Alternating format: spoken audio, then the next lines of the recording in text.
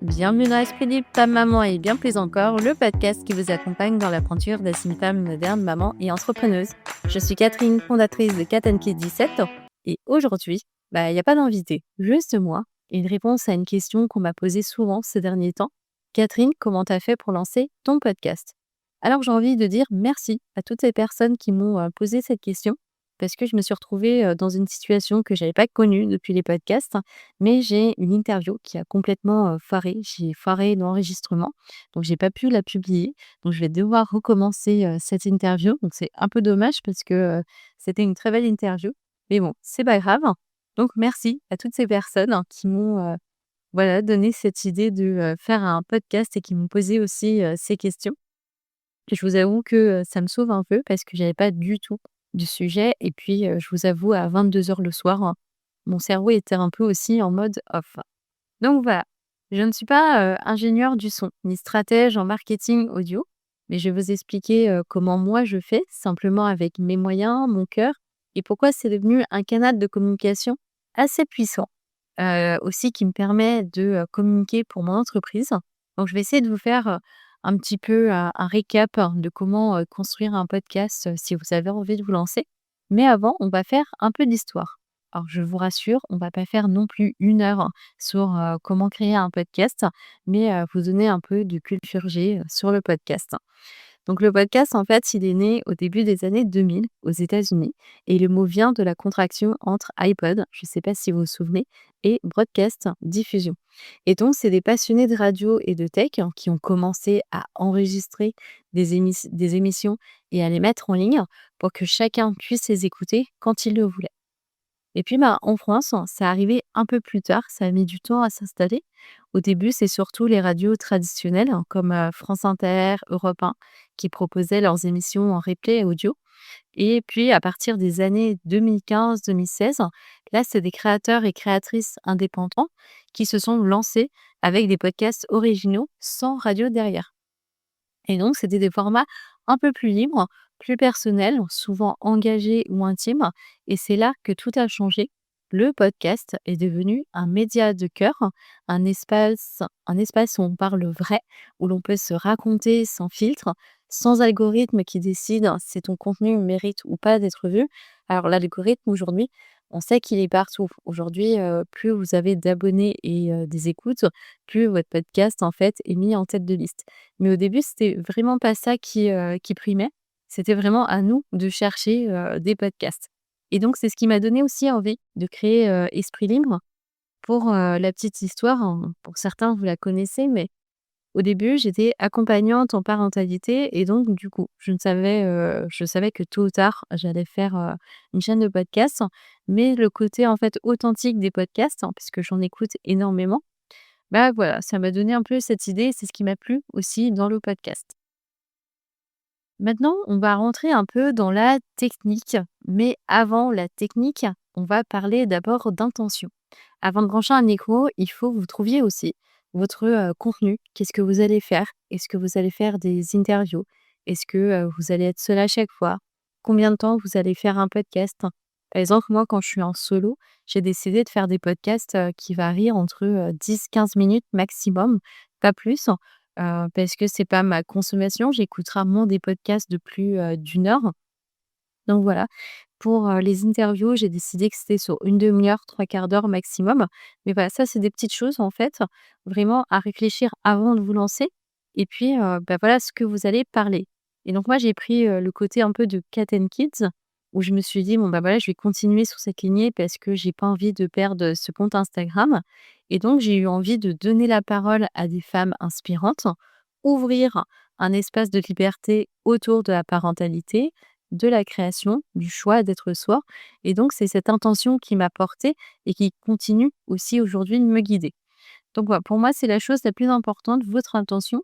Une fois que vous avez fait ça, déjà, vous avez quand même votre base du podcast.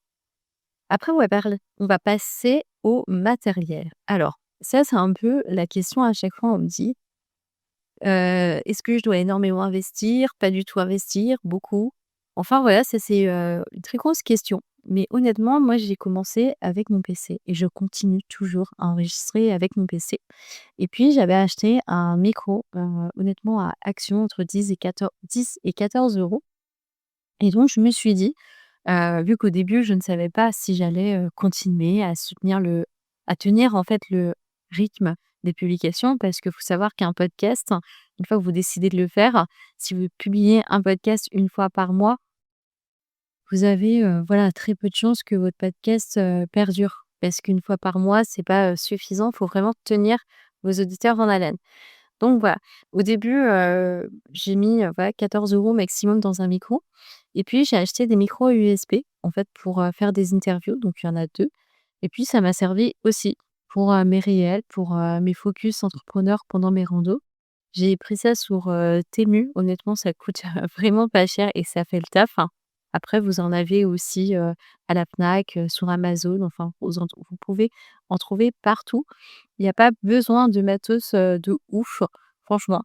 Donc c'est ce qui va compter dans votre podcast, hein, c'est vraiment le contenu, la sincérité et surtout le ton juste. C'est vraiment votre voix qui va tout faire si, votre podcast est agréable ou pas à écouter. Ensuite, on va passer à l'enregistrement. Alors, moi, honnêtement, je fais assez simple, hein. J'ai un petit plan parce que j'ai tendance à partir un peu, dans tous les côtés. J'ai besoin de savoir, où je vais et quand je suis en interview, j'envoie des questions, à l'avance, hein, parce qu'il y a des personnes qui, préfèrent les savoir à l'avance, d'autres pas. Ça dépend des personnes, mais à la base, ces questions me servent à moi en interview, à me repérer où je suis et pour que mon podcast, hein, soit vraiment, cohérent. Donc ça, c'est assez important, mais pour l'enregistrement, pour le coup, je branche en fait les micros sur mon téléphone, j'enregistre avec mon téléphone. Ensuite, je l'envoie via WeTransfer, hein, sur mon PC pour faire le montage par la suite. Mais franchement, c'est assez simple et quand c'est en solo, bah, je parle, comme je parlerais à une amie, comme là, cet instant, comme si, nous étions, voilà, plusieurs personnes, sur une terrasse de café ou sur la plage, peu importe. Mais il y a pas de script figé, juste du vrai et bah, de cohérence dans votre, podcast. Maintenant, on va passer au montage, où là, pour certains et certaines, c'est un petit peu l'appréhension et moi, je vous avoue aussi que, c'était une grosse appréhension. Après, j'ai la chance d'avoir un compagnon qui, fait les montages lui-même. Je commence à le faire moi-même, mais voilà, en fait, faut couper les longueurs, faut nettoyer un peu le son. Donc il y a des outils très simples. Moi, j'utilise Audacity. Vous avez, GarageBand, en fait, si vous avez un Mac, mais il y a pas besoin d'être, monteur professionnel pour oser publier et également ces derniers temps, alors c'est assez controversé, j'utilise en fait Adobe Podcaster. Ah, je suis au tout début, hein, donc voilà, c'est tout nouveau. C'est en fait un logiciel de montage avec l'intelligence artificielle. Honnêtement, ça fait vraiment le taf. Après, c'est assez compliqué, je trouve, mais bon, c'est comme partout, c'est comme dans tout. Avec, des tutos, YouTube, on peut, très bien y arriver. Il faut juste, être motivé. Après, vous avez la diffusion. Alors la diffusion, ce qu'on appelle diffusion, c'est vraiment les plateformes de téléchargement, donc comme, Spotify, Apple Podcasts, Deezer. Aujourd'hui, tout est relié. Moi, j'utilise Ocha qui envoie, automatiquement partout. Ça me coûte 13,99 € par mois et donc vous avez aussi bah, les statistiques, le nombre d'écoutes, hein, que vous avez.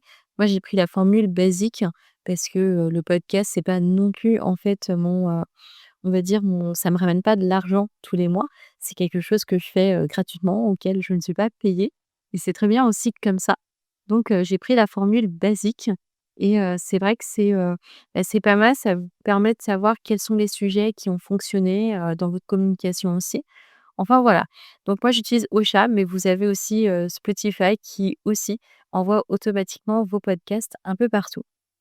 Une fois que vous avez fait la diffusion, il faut faire aussi votre communication. Donc vous pouvez la faire sur Insta ou dans une newsletter si vous l'avez. Mais l'épisode en fait vit sa vie, tranquillement et c'est un peu l'avantage du podcast, c'est que, moi j'ai plus l'impression de faire, vraiment de la communication là-dessus. Donc de temps en temps, je publie, des stories, pour dire, «Coucou, l'épisode, de mardi est sorti». Mais après honnêtement, une fois que le podcast est diffusé, la communication se fait aussi un peu toute seule et les écoutes, se fait, via, les personnes qui vont, sur, Spotify. J'espère que ça vous aura un peu aidé et répondu aussi à vos questions. Donc pourquoi j'aime ce format? Parce que on est vraiment dans l'écoute active et ça change. On n'est pas, devant notre écran de téléphone en train de regarder TikTok ou des réels, peu importe. Donc moi, je sais que ça me fait du bien d'être dans la rue et d'écouter des podcasts parce qu'on peut parler en profondeur, créer du lien, transmettre une énergie et ça, j'adore quand, vous écoutez mes podcasts et que vous me faites un retour en message privé, pour me parler d'un sujet ou alors, ça vous a donné un coup de boost. C'est ce que j'aime, vraiment dans le podcast, c'est qu'on a l'impression d'être en lien quand même avec les personnes. C'est un format qui est, humain, qui est libre, qui est, durable et ça colle aussi parfaitement, avec ma manière d'entreprendre. Ce côté, humain pour moi, c'est, hyper important. Donc voilà comment je fais avec mes moyens, mon style et mon cœur. Si tu as envie de te lancer dans le podcast et ben, fais-le à ta manière, fonce, n'hésite pas une seconde. Il y a pas besoin d'être professionnel. Commence par une note vocale, une idée, une envie. Le reste vraiment viendra avec le temps. Si tu écoutes, mes premiers podcasts et mes podcasts d'aujourd'hui, ils sont vraiment différents, le son est différent. Je suis, beaucoup plus à l'aise aujourd'hui. Donc vraiment en fait, tu t'entraînes et puis, ça va venir et puis après tu seras vraiment une professionnelle du podcast et comme j'expliquais, en tout début, c'est vraiment le contenu et ta voix qui va faire le reste. Si tu as envie d'en parler, n'hésite pas à venir en message privé. On peut en discuter. Si tu es sur La Rochelle ou, l'île de Ré, on peut en parler autour d'un café. Merci de m'écouter, de me soutenir et surtout de faire vivre ce podcast. Prenez soin de vous. À très vite dans l'Esprit Vivant.